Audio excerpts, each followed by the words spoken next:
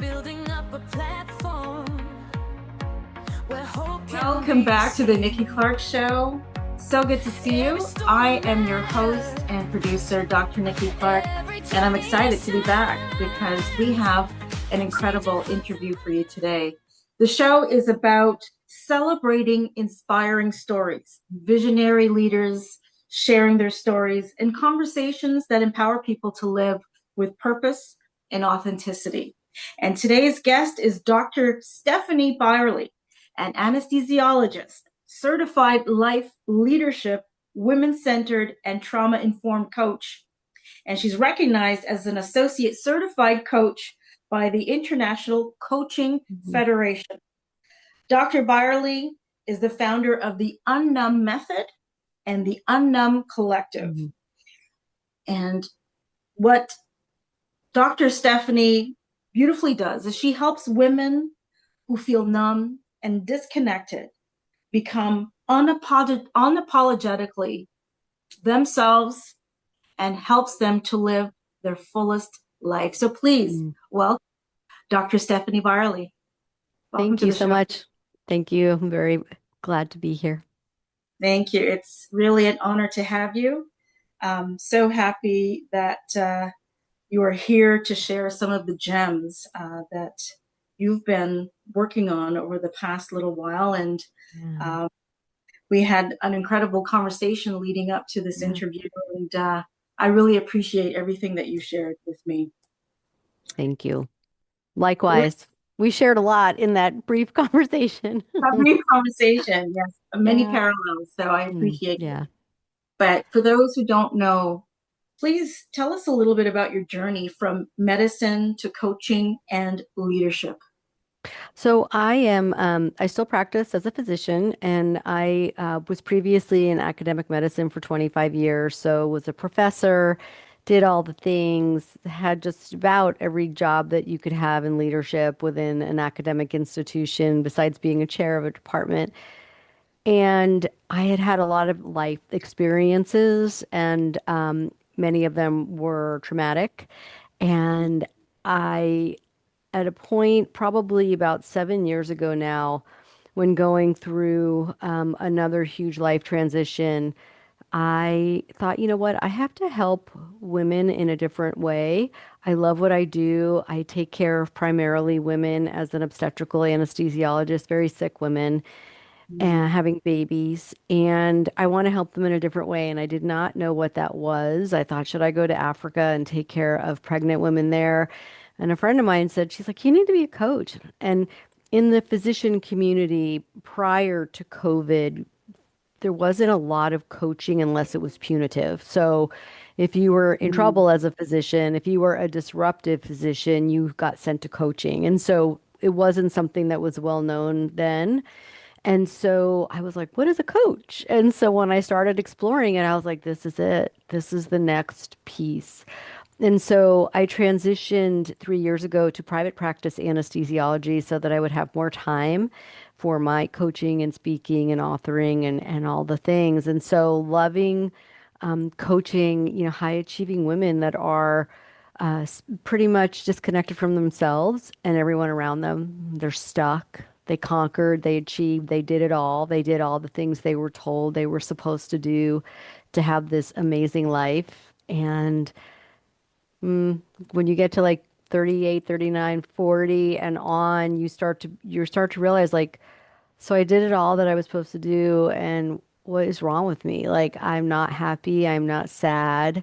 I'm walking around with a mask of perfection. Inside, I know there's more, that I have more to do, more to give, more to be, and I'm numb. And I work with those women to unravel what's keeping them numb because there's so many things that are keeping us numb. And when the onion starts to unpeel and they get reconnected with themselves and who they truly, truly are, then everything shifts and they become unnumb, unapologetically themselves, fully alive, and they are ready for the journey to decide who they are now. Yeah. Okay. Well, you've kind of touched on my next question Mm. about unnumbing your life. What does that look like? Or maybe can you give us an example of Yes. what you've seen? Yes, absolutely. Being unnumb is really where you are feeling all the feels. So, in society today, we're told we're not supposed to have negative feelings. Be happy all the time. You should just be grateful for what you have. And for women, especially women of color, any woman with a marginalized identity, there are these prescribed expectations. We're told what we should look like, talk like, act like, all the things, feel like. And so we don't even know who we are anymore. And so it is really breaking down how all that has happened from an understanding your brain, neuroscience, all this, and then through a process, beginning again to feel it all. Like I can walk through the day and I can experience my rage because women have so much rage because we've had to shrink our voice, shrink our dreams. We fit into spaces not made for us. We have conquered and achieved, but there's more for us. So when you're unnumb, you are ready to feel it all. You can have all the emotions in one day and you can handle it all and you're not trying to stuff it down because that's what being unnumb and fully alive is. And you can go out in nature and you can just have the sun on your face. You can be listening to the birds, like getting back to just simplicity of what is the whole purpose of why I'm here? Mm-hmm. That's brilliant, and I think for many of us who are becoming unnumb, and I will say that I am one of them. Um, and been a high achiever my whole life, but chasing achievements, chasing Mm-hmm. certain, and then what else is there? When you Mm-hmm. achieve them. So when that emotional band-aid comes off and the feels start feeling, it Yeah. can be extremely overwhelming. And sometimes the feels will show up at the most unexpected times. Mm-hmm. And you just have to allow yourself to feel it. So I Yeah. totally understand. So let's talk about, your creation of the unnumb method. Mm-hmm.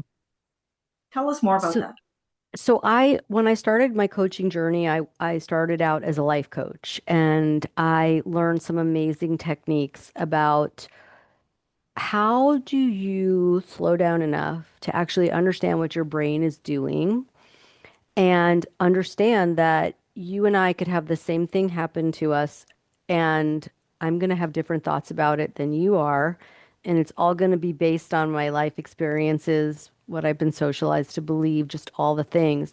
So when I can slow down and actually be like, wow, is this a story or is this actually a fact? Because when we really start to understand the neuroscience of how our brain works and we understand that our exquisitely complex brain nervous system literally thinks we still live in a cave. And so when you wake up every day, you wake up and your operating system, like on your computer or your phone, is your caveman brain. And it's looking for whether you're safe or not, whether you're going to starve to death or not, or whether you're going to feel pain or not.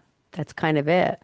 And so when we realize we wake up every day, we have the same negative thoughts because our brain has this negativity bias because it wants us to decide, I'm going to make you think about this in the worst possible case scenario in case our life is at risk. Like, really, it thinks there's a dinosaur behind us still. And so, when you start to understand that and you can actually slow down the magic pause and you can start really like, wow, look at these thoughts I'm having about this. And then we realized from this life coaching piece, it's something called the thought model that Brooke Castillo had come up with based on cognitive behavioral therapy and all these different things. If I'm having a thought, that's going to lead to my emotions, and my emotions are going to lead to my actions or inactions, and all of that leads to my results. So when you start to understand this, you can plan your results intentionally because you slow down, you start to see what your thoughts are doing, and you're like, wow, you know what? That's a story. My brain's a story making machine.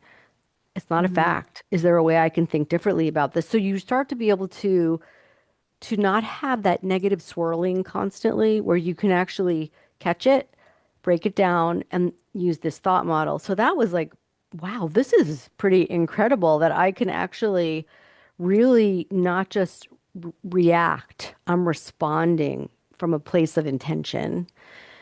That was remarkable for me. It changed my life. And so it even got to the point where I would, before I'd go to work in the morning, and I still do this, is I would sit and imagine where I was going to be that day at work. And I was pre-deciding, okay, I know that these are potential clinical, like at the hospital, situations that may occur. How do I want to show up? How do I want my body language to be, my facial expression, my tone of voice? And when I set those intentions and I imagined the conversations, it shifted everything. And Mhm. so that was the life coaching piece. And then I thought, but there's more. I want to know more because this is real. I see the power of coaching. I mean, it's incredible when you start to see people's lives change. And then I didn't realize how my life was going to change. I thought, oh, I'm going to become a coach. I didn't realize how much growth I still had to do. And I'm still doing it every day. But it was like, wow. And so then I incorporated trauma informed coaching because I knew that my trauma, what it had done to me, and I didn't understand it enough. And I started realizing that every person that came to me had trauma that was ruling their life as an adult and they didn't understand it. And so to be able to break it down again to neuroscience, like you're not your trauma, you're not your adverse childhood experiences survey score. Trauma is not what happened to you, but it's what happened to your nervous system because of what happened to you. So, and especially for women. So, just being a woman, you've had trauma. Being anything but a white woman, you've had more trauma. And so, when we start to understand that, it's like, okay, I can get some control back of my life here. I mean, it starts to become very empowering. And so the momentum just kind of goes. And then I learned this women-centered coaching, which was the missing piece because I just felt like there's something missing. And it was this piece of how women have to be coached specifically that's different than men because of the different ways we've been socialized. Men have been socialized. And again, when we're talking about anything but a white woman, again, it's all amplified. And so it's the pieces of an achiever identity. Everything is looked at through shame, lack, and isolation. And then it's like, wow, this all makes sense. I am not broken. It could not have been any other way. And guess what? Mhm. I have conquered. I have achieved. I did all of this through this achiever identity. And now I'm just at the end of what this identity can show me or give me anymore. And it's time for me to evolve. But you get to do it from a place of, I choose now because I understand how my brain is working. I'm so successful. I've done all this. There's not anything I can't do when I want to do it. And so it is truly creating a new identity of who you want to be and growing into that identity. So I know that was a lot, but it's kind of combining all of those pieces together as a complete, almost like it's an identity shift. Absolutely. Thank you for that You uh, bet. clarification. That makes absolute sense. And I think, so many people can resonate with that. Mm. Dr. Stephanie, what are the first steps towards reclaiming authenticity and personal power? I think, first of all, we have to realize we never really lost the power. We just thought that we lost the power. Mm, And we have been so much socialized in our society today to believe, as a woman specifically, that we don't source our power from ourselves, that we gain power from external validation. Because from the time we were little girls, we were, told things like little girls don't talk so much. Don't overshadow the boys. Be pretty, but not too pretty. Be smart, but not too smart. And that's not every child, but in general. And even if you lived in a family where that's not the messages, you certainly got those messages in school. And now we have social media and all this. So we have to understand that we have not been obtaining validation or worth internally. We've been trying to seek it externally. And we first have to realize this is an inside out job and we have to start so that we ourselves can start to source our own worth, our own authenticity, our own power. So it's through self-worthership, self-authorship, self-leadership. And when we start to take that power back and realize we never lost it, but we just got so disconnected from it.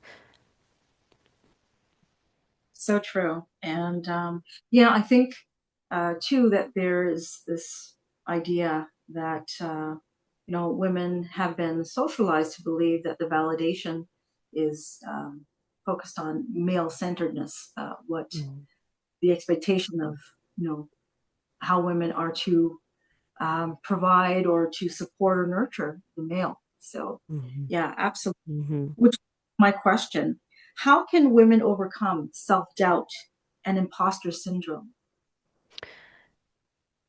Again, it has to really start with this that you're worthy, because when we talk about imposter syndrome, it's all about we don't think that we are that thing.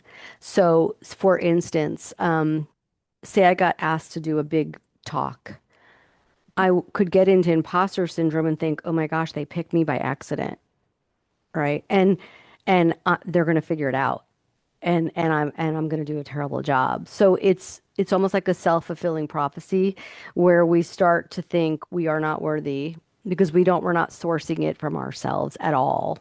We're looking for other people to say good job. And even if they do, we don't believe it.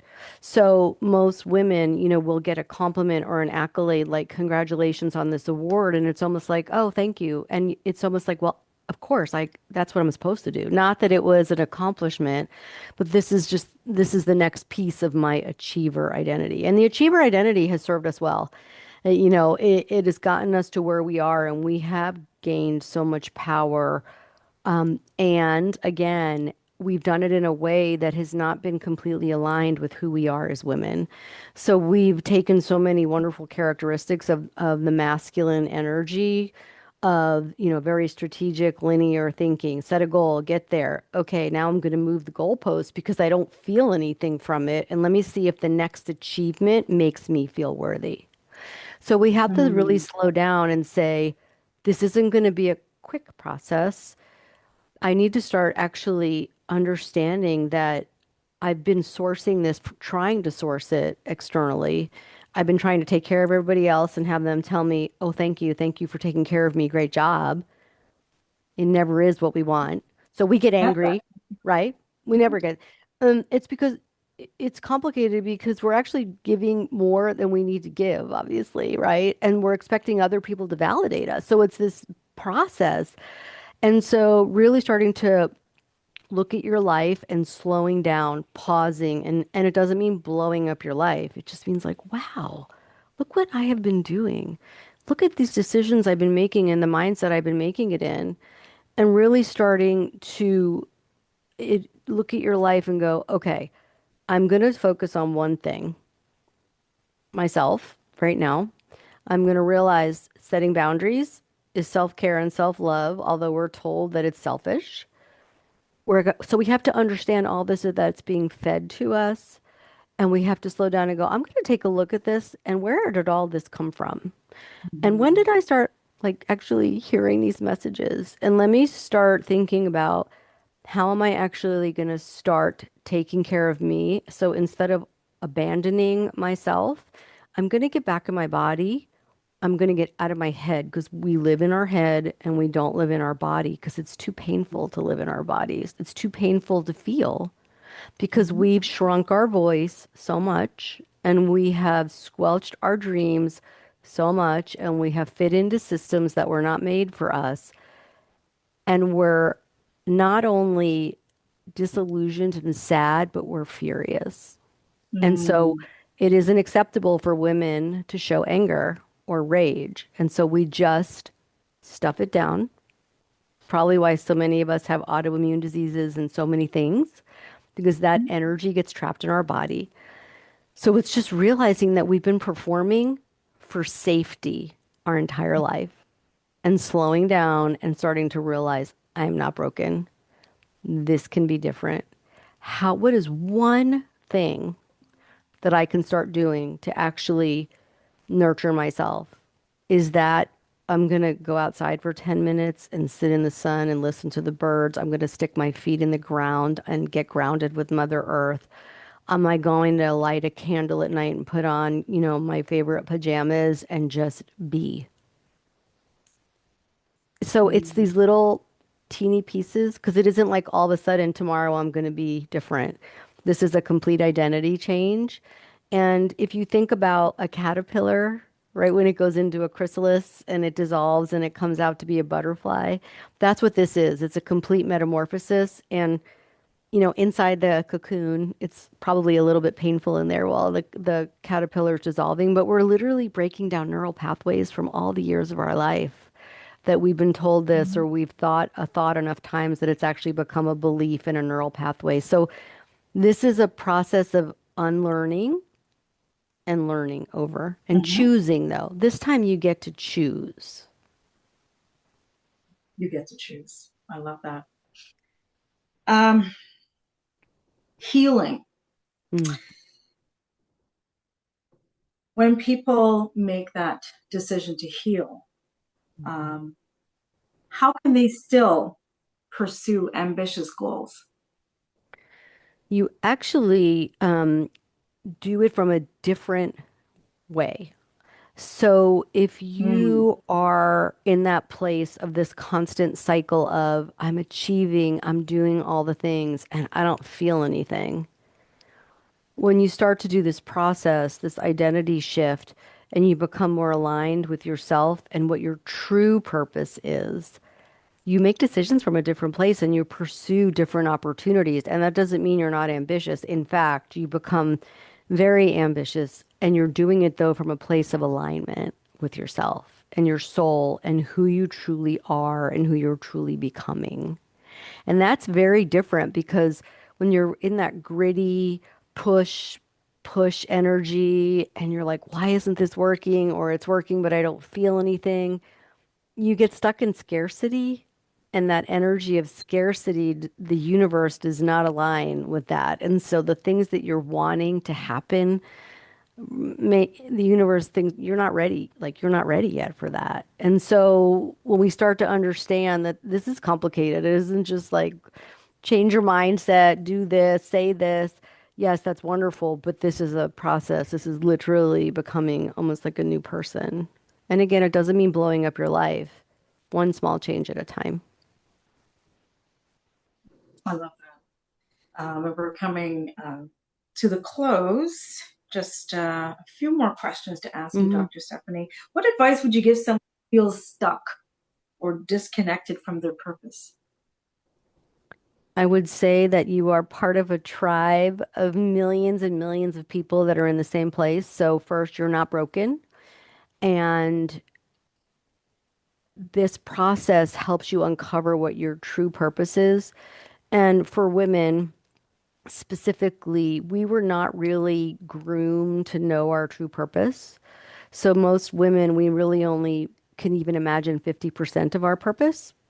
We got on this sort of achiever. Okay, so if I become this or do this, then I'm going to be happy and have a great life. So we don't know what our purpose is anymore. And it's understanding that when you start to do this identity shift and understand what really is in there, which is a lot, that Mhm. you actually start to uncover your purpose. It becomes clear, much more clear, because you start to really become in your body again and you're making decisions based on your knowing, like your inner knowing.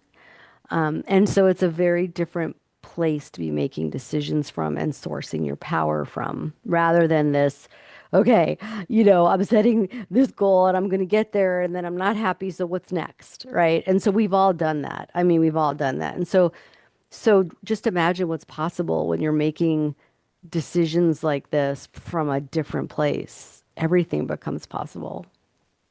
Everything becomes possible. I love that. So, speaking of wonderful accomplishments, I want to congratulate you on being selected as a TEDx Clovis speaker. That is Thank huge. you. Thank What you. can You're welcome. What can Hmm. audiences expect from your TEDx talk? So it's all about play. Mm. And, as adults in general, we don't do that anymore. most of the time. And it's what I'm going to focus on a lot is when you heal from trauma, because when you start to understand that trauma keeps you stuck, you can't play, you're in constant survival mode. What happens when you can incorporate play back in your life as you're healing from trauma, and how even the most simple things become like magical experiences because you can actually feel it in your body again. And what changes then? Everything. Everything changes. What exciting projects are in the horizon for you, Dr. I'm excited. I'm writing a book chapter. Marie Diamond is a woman who is a feng shui master, and she's part of the Mind Valley community. She's got so many amazing books, and she's just an amazing person. So I'm writing a book in her chapter, or excuse me, a chapter in her book that's coming out in November. I'm writing my own book, which I'm very excited about, and going to be doing much more keynote speaking. So really excited about that. And I went through a rebranding in March, and that's where this whole Unnumb method, Unnumb Collective, and so just ecstatic about all of this and just the new way of approaching things, and really focusing on just helping humans become unnumb because our planet needs us, and it's time for us to start living life fully alive. So excited about all the new opportunities, all the new people, all the new experiences. I never thought that where I am in my career, I always thought, oh, I'm going to be a doctor, for my whole career, and never imagined there'd be anything else. But I'm so grateful that I started exploring this coaching, because this is what I'm going to spend my last days on this planet doing: coaching, speaking, and all the things to be able to help, to really be able to help people become the best version of who they came here to be. Beautiful. Dr. Stephanie, I have some rapid fire questions for you. So please Sure. answer with one word or just a few words. Here we go. Morning person or night owl? Morning. One word that describes your leadership style. It is a coaching leadership style. A book that changed your life. Mm. The body keeps the score. Who inspires you? I would say, who inspires me? There's a lot of people that inspire me, but I will say that one of the people who inspires me the most is Dr. Amanda Hansen. One daily habit you never skip. Meditation. What does success mean to you today? Success means being connected to my worth and my fulfillment, and that I actually characterize success, like what does success actually mean to me? And it really does mean personal accomplishment and doing things aligned, soul aligned. One piece of advice for your younger self. You're gonna make it. It'll all be worth it. You'll be okay. If you could leave our audience with one message about courage, healing, and living authentically, what would it be?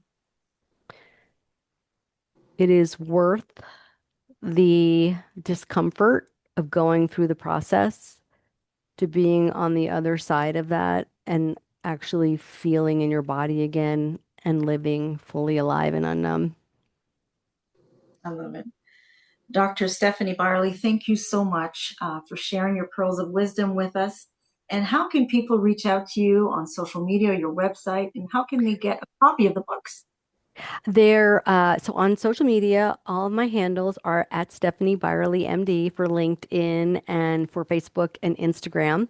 And my website, which is just a placeholder now, but it's stephaniebyerly.com. My new website should be coming out next month. I'm so excited. The book will be on Amazon. It's going to be out November 15th, and it's called Beyond Your Wildest Dreams by Marie Diamond. There's going to be 16 celebrity authors in the book as well.